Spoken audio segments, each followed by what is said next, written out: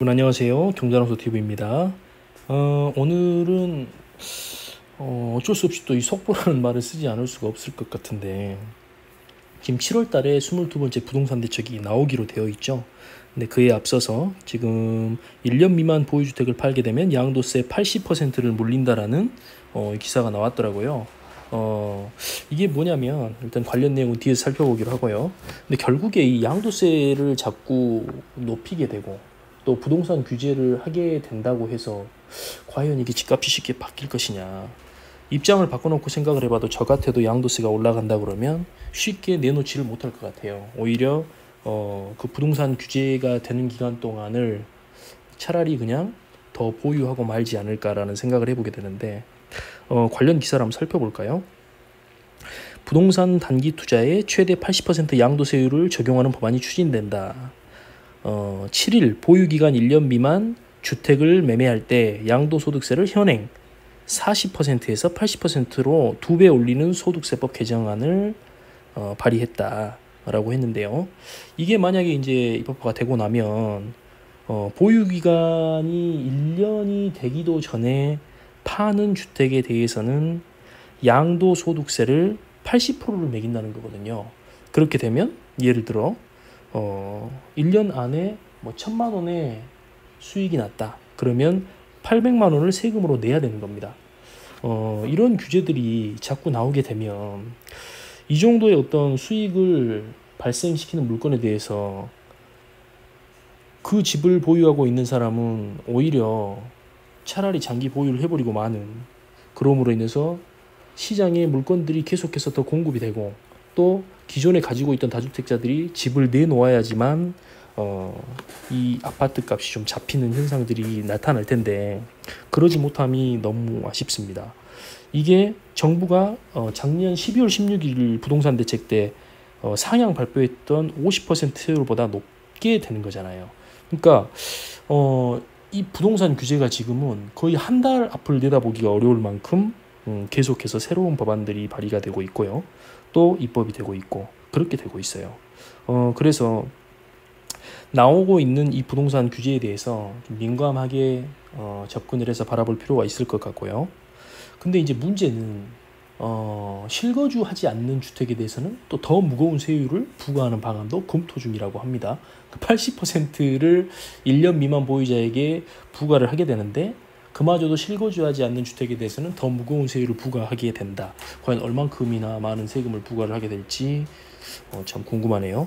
그 다음으로 부동산 규제보다 그 강의원이 발의한 이 법안이요, 정부의 부동산 규제보다 강력한 내용으로 보유기간이 1년에서 2년 미만일 경우는 40%로 일괄 적용하는 내용도 담고 있다고 하고요. 또 일가구 주택은 기본 세율에 10% 가산을 하지 않습니까?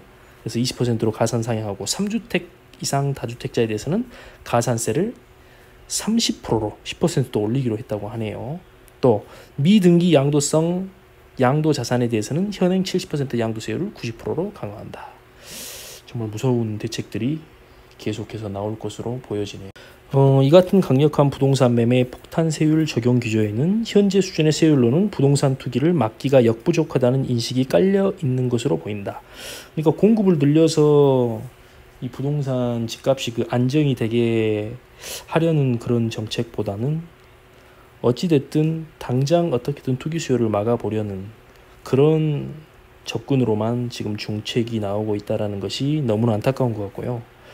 홍 부총리께서도 이런 말씀하셨네요. 갭투자 등 투기 수요는 확실히 잡고 실수요자는 최대한 보호하겠다는 것이 정부의 부동산 정책 대원칙이다라고 강조했다. 어렵네요. 네, 어렵습니다. 그 다음에 이 부동산 투기를 세금으로 막겠다, 이런 생각보다는 오히려 양도소득세를 낮춰줌으로 인해서 시장의 매물들이 더 풀리고 또 거기에 따른 또 세금도 거둘 수 있는 그런 정책들로 가면 훨씬 더 원활하고 좋을 텐데, 계속해서 이런 정책들, 강하게 규제하는 정책들만 나온다는 것이 너무 안타깝습니다. 이 기사에 나왔네요. 반면 지나친 세금 폭탄이 떨어질 경우 자칫 매물이 일순간 사라져 매물 잠김 현상이 발생해 집값이 오히려 상승할 수 있다는 우려도 공존한다. 사실 맞죠. 이게 너무 많은 그 세금을 물리게 되면 오히려 보유세만큼 상쇄될 기간만큼은 보유해버리려고 하는 사람의 그 마음이 다 똑같을 겁니다. 누가 됐든 간에 자본주의 사회에서 내가 손해보는 짓을 하고 싶어 하는 사람이 있을까요? 네, 그런 생각이 좀 들고요. 그런 면에서 좀 안타까운 마음이 듭니다. 좀 더 공급을 더 원활하게 좀 해주고, 그 다음에 뭐랄까요?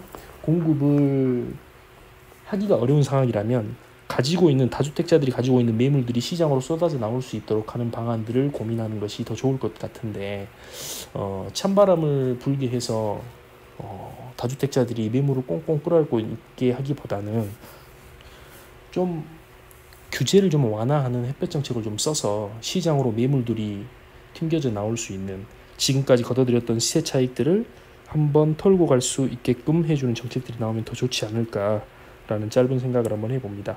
네, 오늘 급한 이런 뉴스가 나와서 한번 속보로 올려봤고요. 앞으로도 방향은 계속해서 규제가 강화될 그런 모습으로 좀 비춰지는 것이 안타깝지만, 또 이런 것에 대해서 민첩하게 대응할 수 있는 구독자분들이 되셨으면 좋겠습니다. 네, 오늘도 행복하세요. 감사합니다.